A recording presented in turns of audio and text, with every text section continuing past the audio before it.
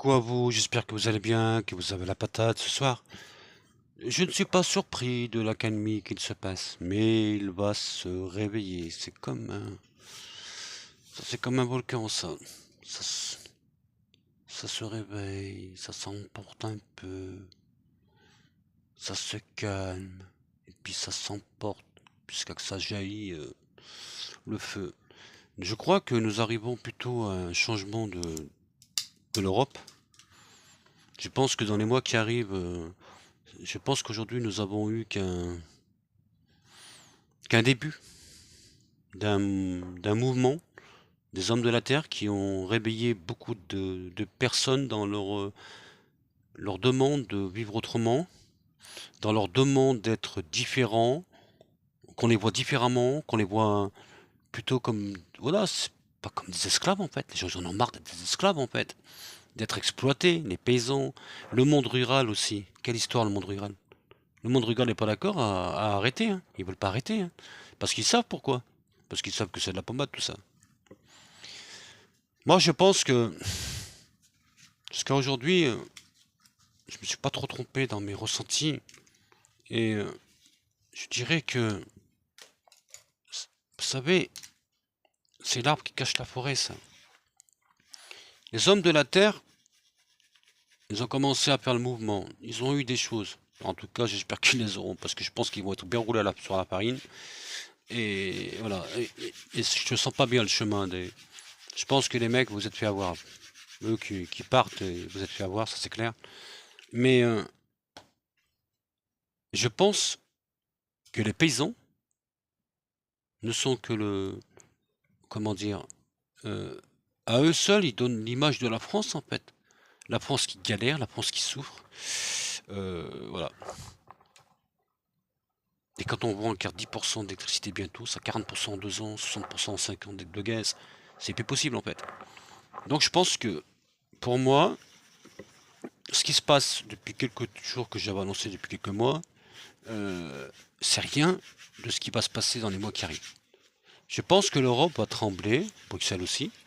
Je pense qu'à Bruxelles, il va se passer encore d'autres choses, plusieurs records de métier. Je pense qu'il y aura vraiment de la pression même en France. Je pense qu'on aura une grève générale dans les 10 mois qui arrivent là. On est obligé d'y arriver. On arrivera à ça. Et dans toute l'Europe, ça va se passer dans les semaines, ou peut-être demain, je n'en sais rien moi. Mais je sais que c'est des choses qui s'approchent. Euh, Est-ce que je suis contre l'Europe ou pas? Franchement, je ne pourrais pas vraiment vous répondre. Je dis simplement que depuis qu'il y a l'Europe, on galère.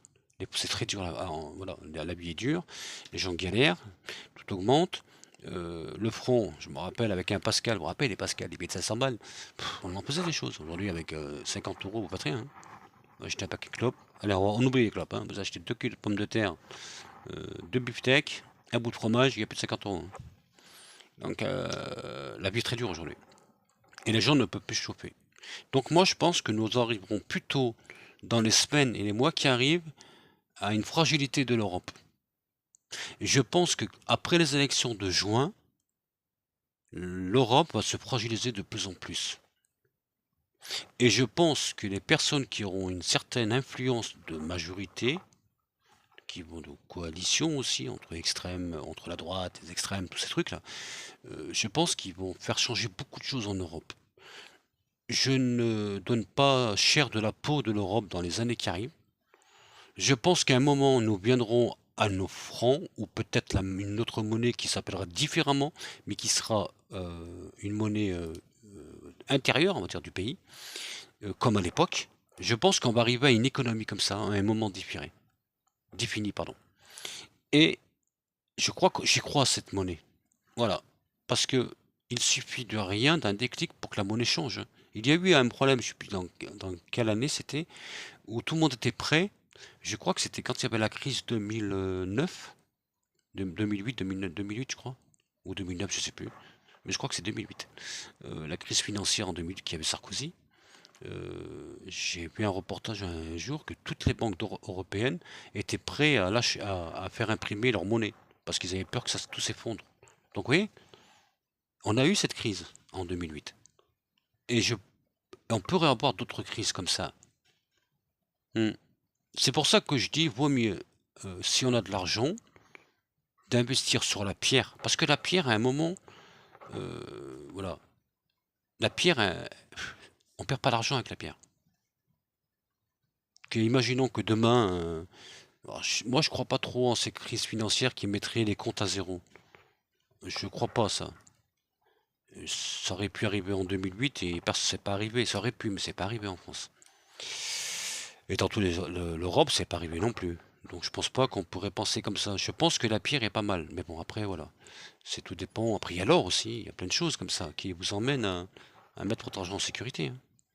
Après, pour en revenir à l'Europe, mon intérieur me dit que l'Europe durera peut-être encore 10 ans et qu'à un moment, on aura dans cette Europe-là En fait, l'Europe, elle va changer. En fait, l'Europe, elle va être différente. Voilà ce que j'en ressens en fait à l'intérieur de moi. Je la vois plutôt beaucoup de personnes, beaucoup de pays, pardon, moins de pays qu'il y a aujourd'hui, mais plutôt une Europe de coalition d'armées, de sécurité, pour protéger, tous se protéger contre les puissants, hein, les Américains et les Chinois. Il y en a plein en fait, hein. Il y a l'Inde, il y a des grands pays qui ont des puissances nucléaires et tout ça. Et que l'Europe, parce qu'en Europe, il y a des petits pays qui n'ont pas les moyens, hein, comme ils n'ont pas les mêmes moyens, hein, comme le Portugal, l'Espagne, hein, même ils ont des... Mais voilà, ils n'ont pas les moyens que les Français ont, ils n'ont pas les mêmes trucs, hein, comme le Charles de Gaulle, ces trucs-là, les grands bateaux qu'ils ont, je ne sais plus comment on appelle ça, les Charles de Gaulle, et puis il y en a d'autres, je ne sais plus comment ils s'appellent. Donc ça coûte, ça, il n'y a pas beaucoup de pays qui ont ces trucs comme ça en Europe. Donc on a quand même du matos pour se défendre en France. Mais je pense que ça sera plutôt ça l'Europe, moi. Moi je vois plutôt une Europe. Pas 27, 28. Moins de 20, largement moins. J'ai dit 10, 12 l'autre fois, hier, avant-hier, je sais plus. Mais après, voilà, à quelques pays, je vois une Europe moins nombreuse. Je vois qu'il y en a qui vont partir et qu'ils vont plutôt faire une Europe différente. Et j'ai l'impression que chacun va récupérer sa monnaie qui sera régulée par rapport aux bourses, comme à l'époque, hein. J'ai l'impression que ça va être ça l'Europe. Mais avant qu'on arrive à ça, je vois beaucoup de peuples qui vont se révolter de plus en plus. Et pour moi, aujourd'hui, c'est rien. Tout ce que j'ai pu dire jusqu'à aujourd'hui, c'est rien de ce qui va se passer. C'est qu'un début, ça. Ça, c'est l'avant-trou avant de faire le trou avec la perceuse, en fait. Ou mettre son vis, pardon. Ouais. On fait un avant-trou avec une perceuse et après on met son vis. Si, parce que si on met le vis, on éclate tout, en fait. Si on fait pas son avant-trou, avant de mettre son vis, on éclate tout le bois. Donc c'est pareil. Et en fait, ce qui se passe là, c'est l'avant-trou qu'ils ont fait les paysans, les hommes de la terre. Il y a une brèche aujourd'hui. On voit que l'Europe peut changer. On voit que l'Europe peut s'incliner devant les peuples. On l'a vu, ils ont lâché aujourd'hui. Et pourquoi ils ont lâché? Parce qu'ils savent qu'ils ont mis les peuples au summum de ce qu'ils peuvent supporter. Ils le savent.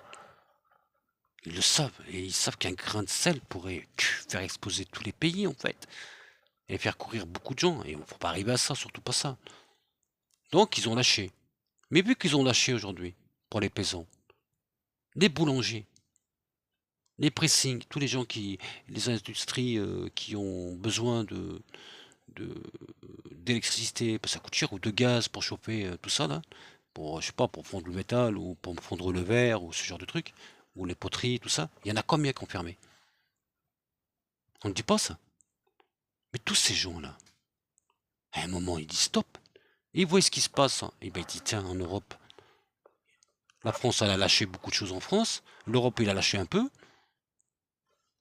et ben on va tous y aller en fait. Et c'est normal.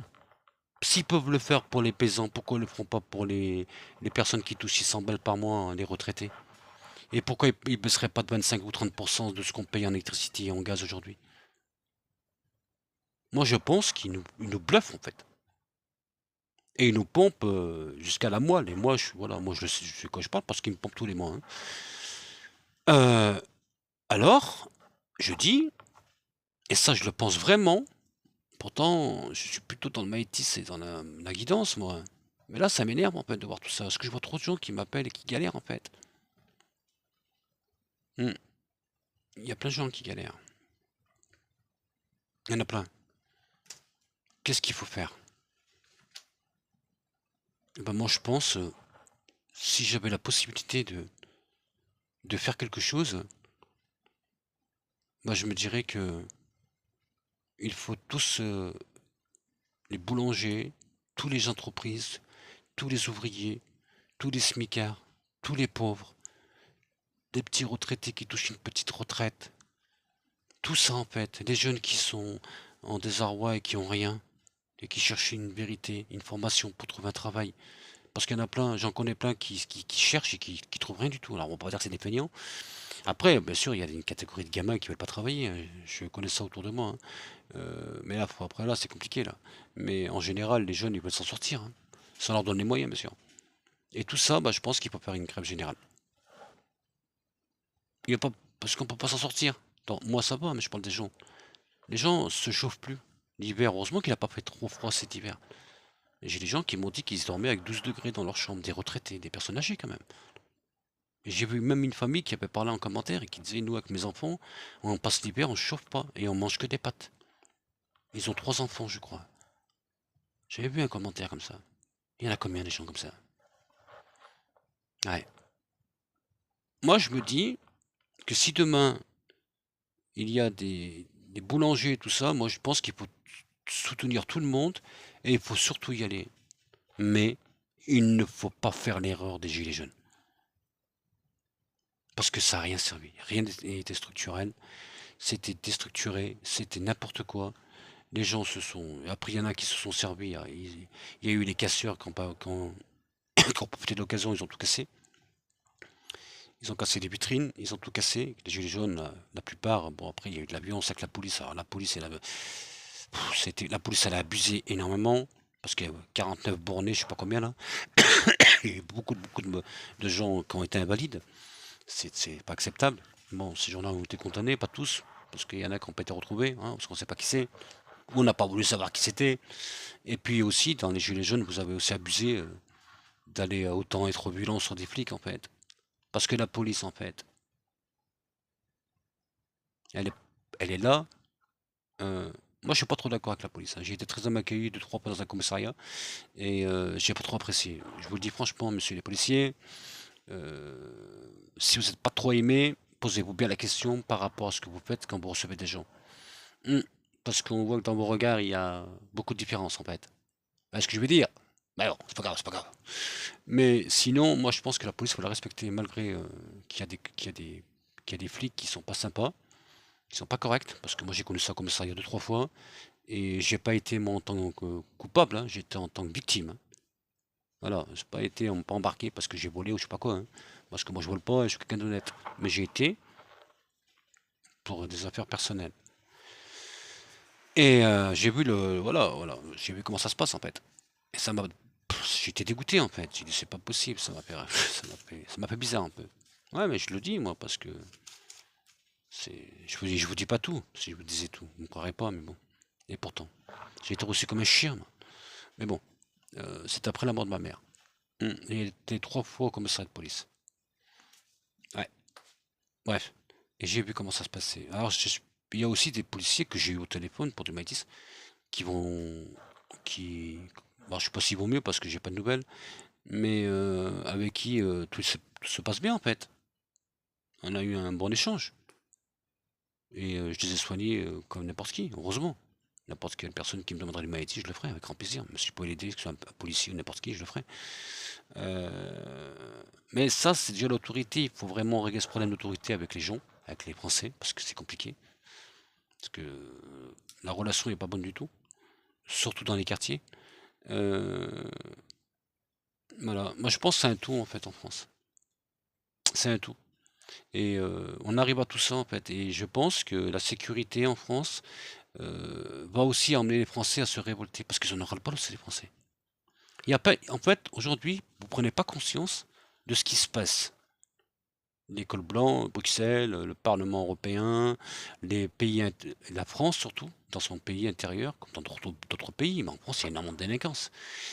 Les Français aujourd'hui, ils n'arrivent plus à vivre de leur travail. Déjà. Ils peuvent plus remplir leur caddie comme ils faisaient à l'époque. Et en plus, ils peuvent même plus se faire s'aérer la tête le soir pour aller voir un film au cinéma, par exemple, ou un resto, parce qu'ils ont peur de se faire agresser. Ça fait quand même beaucoup de choses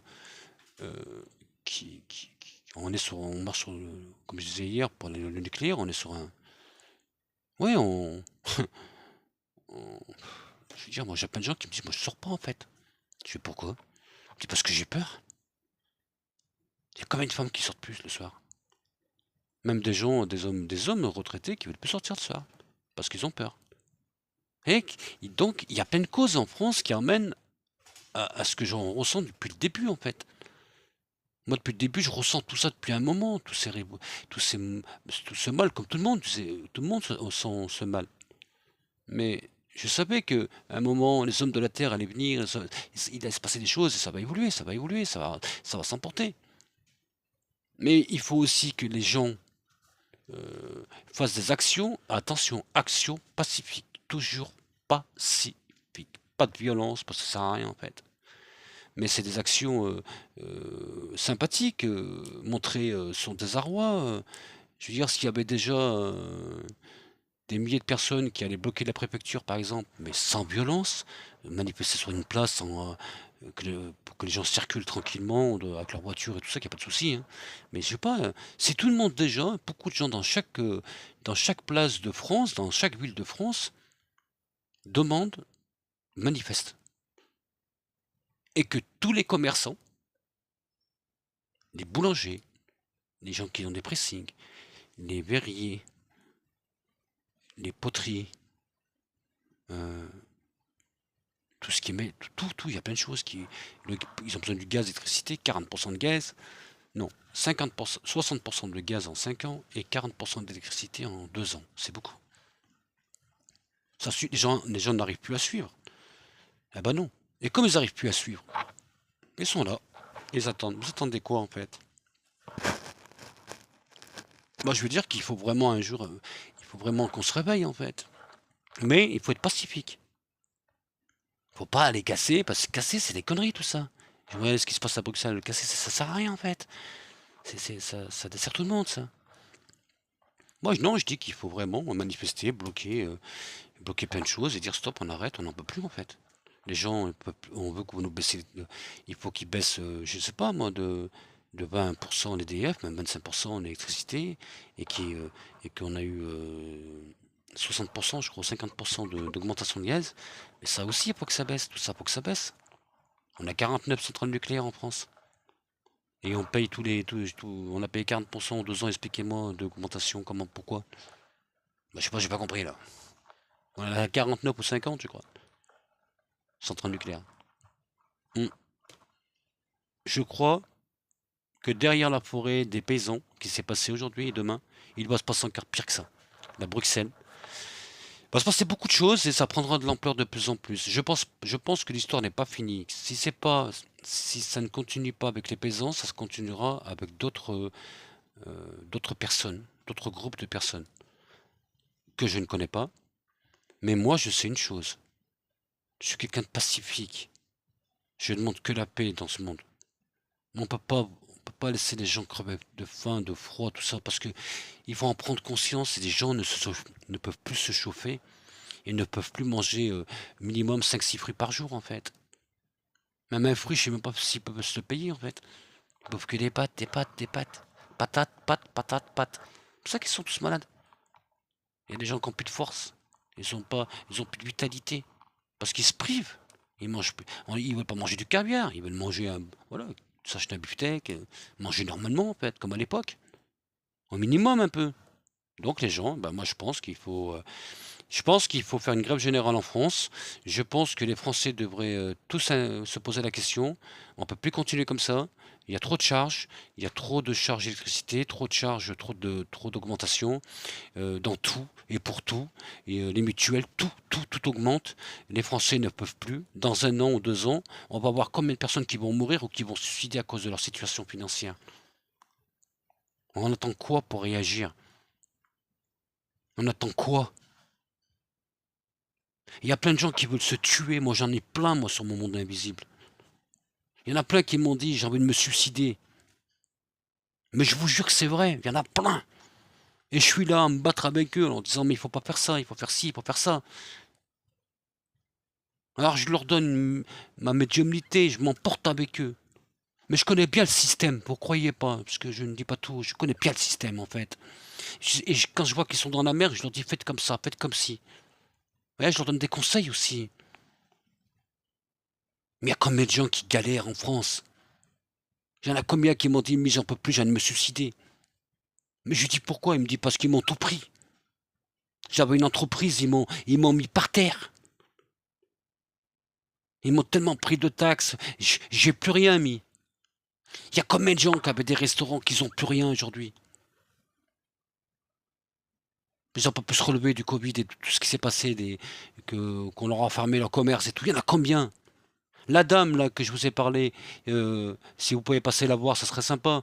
La dame que j'ai mis son lien de sa chaîne et qui vend des choses pas mal, hein. Elle vend des choses sympas et voilà, elle a fermé son restaurant depuis un moment, depuis le Covid, elle travaille plus. Et pour vivre, elle a ouvert une chaîne pardon. Elle a ouvert une chaîne et cette dame, elle vend des choses par correspondance, des trucs sympas, hein. Vous verrez, des pierres, vous verrez de toute façon, voilà. Voilà. Et puis il y a l'autre personne que j'ai aussi essayé d'aider qui fait des bougies, ce genre de trucs là, hein. C'est de l'artisanal. Ça, c'est de l'artisanal. Tout ce que vous voyez là, c'était Magali, que je vous ai mis son lien aussi. Elle fait plein de choses. Elle fait des savons que j'ai pas là, qui sont dans ma salle de bain. Je me suis servi de tes savons, hein. Ils sentent super bons, ils sont agréables, super. Franchement, merci. Elle a peau est douce. Mais ça, c'est que de. Elle fait ses savons dans son garage, Magali. Elle a ménagé un super atelier. Et voilà. Et puis, il y a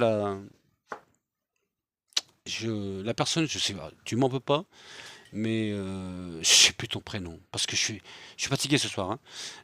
J'ai mis son lien aussi. Et cette personne, voilà, elle a plus son restaurant. Elle a plus rien en fait.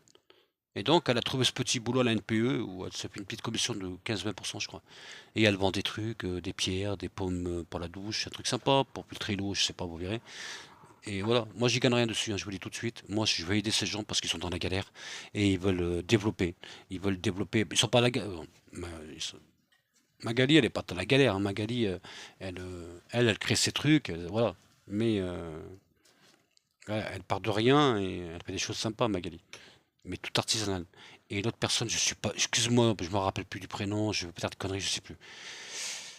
Cette personne, bon, elle a trouvé ce petit boulot et elle vend des trucs par correspondance, elle touche une petite commission. Donc, il y a des bons produits, hein, ça, c'est des trucs qui sont pas mal. Et donc, ces personnes-là, voilà, ils essayent de se battre, mais en fait, c'est pas facile pour eux. Parce que bingo, bingo, bingo, ils ont des charges énormes, hein. Et donc, oui, non, pas tous. Je pense que Magali, elle doit payer des charges parce qu'elle est comme moi, hein, elle est auto-entrepreneuse. Et l'autre personne, non, elle n'est pas auto-entrepreneuse parce qu'elle elle, elle, elle travaille par la petite commission en fait. Mais elle touche pas grand-chose, hein, c'est pas des grosses sommes, hein. Mais voilà. Donc en France, c'est des gens galèrent, ils essaient de s'en sortir, de se battre. Mais puis il y a d'autres qui peuvent pas parce qu'ils sont âgés. Ils ont donné. Et après, quand ils ont vu leur retraite, Bichette, ils ont pleuré. Ils se disent, mais comment je vais me chauffer? Comment je vais manger? En plus, ils ont pas d'enfants. Ils ont pas d'enfants. Comme ils font. Moi, je vais vous dire un truc. Ma maman, j'en parle souvent, je sais. Mais j'aime ma maman et j'en parlerai toute ma vie. Ouais, comme toutes les mamans. J'aime toutes les mamans du monde, moi. Ouais, toutes les mamans du monde. J'aime Carmen, vous connaissez pas, mais Carmen, elle a 97 ans. C'est une maman formidable. J'en parle souvent de Carmen. Je l'ai au téléphone ce matin. Je vais faire un petit cadeau pour son anniversaire. Elle a été touchée. Elle avait les larmes aux yeux, elle a pleuré. Elle a été émue que je lui offre ce cadeau. Et elle m'a dit, Monsieur Mi, vous me connaissez pas, pourquoi vous faites ça? Je dis, parce que je vous aime, c'est tout. Et ça l'a touchée, elle m'a dit, moi aussi je vous aime, Monsieur Mi. Eh, et je veux dire, on aime tous nos mamans en fait. On aime tous nos mamans. Et je sais pas pourquoi je vous parlais de ma maman, c'était par rapport à... Ah bah je sais plus, c'est grave, hein. Ouais, je me suis emporté encore dans l'émotion. Mais en tout cas, bisous Carmen. Ouais, ça y est, ça me revient. Ma maman, moi je suis pas issu d'une famille riche, hein. C'est pour ça que je suis proche des gens. Les gens me disent, monsieur Mi, quand on parle avec vous, attends, Mi, parce que moi j'aime pas monsieur, Mi, quand on parle avec toi, t'es quelqu'un de très sympa et très cool. Bah oui, pourquoi je vais faire quoi? Je vais pas prendre de la grosse tête, moi, parce que je fais ça en fait. Où j'ai des résultats sur plein de choses, sur le magnétisme, je fais des belles choses, oui. Mais, marche pas mon briquet. Mais, comment vous dire? Je prends la bougie, hein. Hey, c'est comme ça, hein, y a pas de feu. Moi, je suis quelqu'un de très simple, en fait. Moi, je me prends pas la tête. Je dis des choses que je ressens, parce que généralement, je veux pas d'accessoires et je suis très souvent très précis. Mais je trouve que ma maman, pourquoi je parle beaucoup des personnes âgées, moi? Vous remarquerez que j'en parle beaucoup. Je suis toujours une attention particulière pour eux. Hmm. C'est comme les enfants quand je les magnétise, les nourrissons, les petits. Sachez que moi, quand je fais les nourrissons, les enfants qui ont, on va dire, moins de 14 ans, moins de 13-14 ans, je prends jamais d'argent. Pas sur les enfants, j'aime pas. Donc j'en prends pas. Non, parce que je dis que, je sais pas, je me vois pas prendre à une maman 40 ou 50, dans 50 balles, 50 euros de consultation de magnétisme pour un bébé. Non. Et parce que c'est, les mamans, elles ont souvent, quand elles ont des petits à cet âge, d'abord, ça coûte cher un enfant, hein, les couches déjà, le lait et tout ça, ça coûte cher. Alors, moi, ça m'embête de prendre 50 euros à quelqu'un qui touche un petit salaire. Et je me dis 50 euros pour ce bébé, ça pourrait lui acheter 2 paquets de couches. Donc, je prends pas d'argent pour les petits. J'ai souvent magnétisé des personnes âgées. Et souvent, je leur ai compté une consultation. Déjà, je fais 50 euros la consultation de magnétisme. Je crois être un des moins chers et un des plus efficaces. Je suis pas là pour être riche, je suis là juste pour gagner ma vie. Et je suis là aussi pour soulager les gens. Mais ces personnes âgées, elles ont des petites retraites. Et elles ont beaucoup de problèmes. Combien de fois, pour une consultation, j'ai rappelé ces personnes? J'ai suivi leurs problèmes. Je les ai aidés, accompagnés. Je l'ai fait tout le temps. Je l'ai fait ce matin, je l'ai fait hier, je le fais tous les jours en fait. J'essaie d'être un, comment dire, un guérisseur des jolis cœurs peut-être. Et pourquoi j'ai une attention particulière pour les personnes âgées? Alors âgé, ça veut rien dire en fait. C'est pas ce que je veux dire. Je veux dire les personnes, quoique, moi pour moi, âgé, je vais vous dire un peu pour moi, hein, parce que ma mère était très autonome.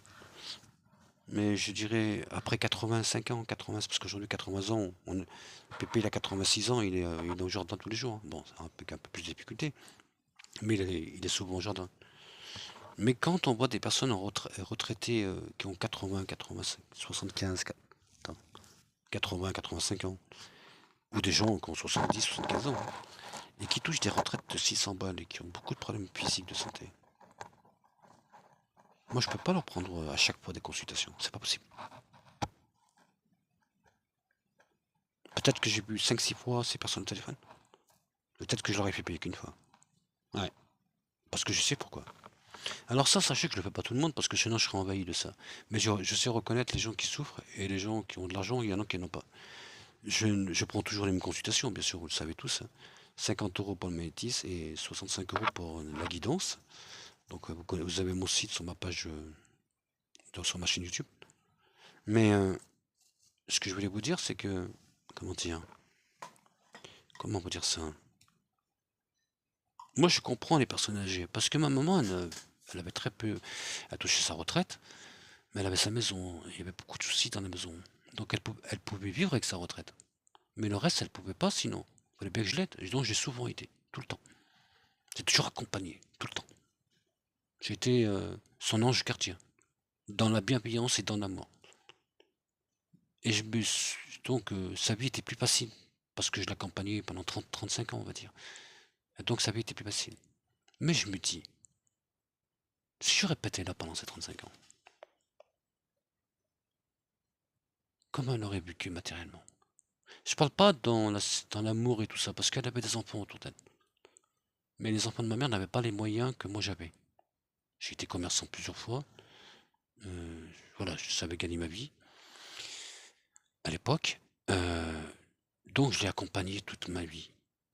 Mais je me dis, les mamans qui ont été abandonnées par leurs gosses et qui se retrouvent avec une petite retraite de 600 balles par mois, ou des mamans, ou des dames, pardon, qui ont jamais eu d'enfants et qui se retrouvent seules avec 600 ou 700 euros par mois, comment ils font?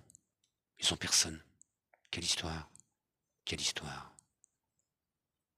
C'est pour ça que je parle beaucoup des personnes, des vies, des êtres qui souffrent.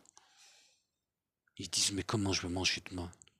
Comment je vais... Putain, j'ai fait un chèque de 50 euros à Lidl pour manger pour mes petits. Et s'ils me posent le chèque, je vais être interdit bancaire, je dors pas la nuit, je m'angoisse. Ouais, et j'attends ma facture d'électricité, quelle histoire, je suis comme ça. Et quand je pourrais la payer, je pourrais pas la payer. Mais comment je fais? Moi, je dis que énormément de gens en France sont en galère. C'est compliqué.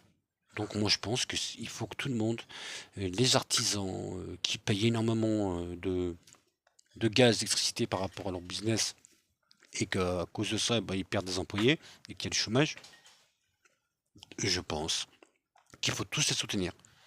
Et tous faire une grève, tout le monde doit faire pas une grève, parce que la plupart, mais aller manifester dans la bienveillance, dans le respect, sans rien casser, pas faire comme les gilets jaunes, parce que ça c'est une bêtise, pas de violence. Donc c'est pas les gilets jaunes qui ont cassé, hein, c'est plutôt les casseurs, je sais plus comment on les appelle, je sais plus comment on les appelle déjà. Donc tout ça. Je pense qu'on a, en fait, voilà, j'ai été lent, mais j'ai tout mélangé, mais c'est pas grave, on s'en fout. C'est comme d'habitude, hein, vous me connaissez, c'est comme mon papier, mon gribouillage. Mais j'aime bien dire crabouillage, ça me fait rappeler quand j'étais gamin.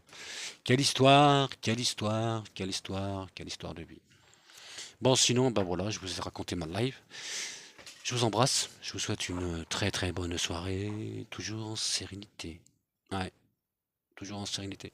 Je vais beaucoup bouger à partir du mois d'avril. Je vais faire 4 régions.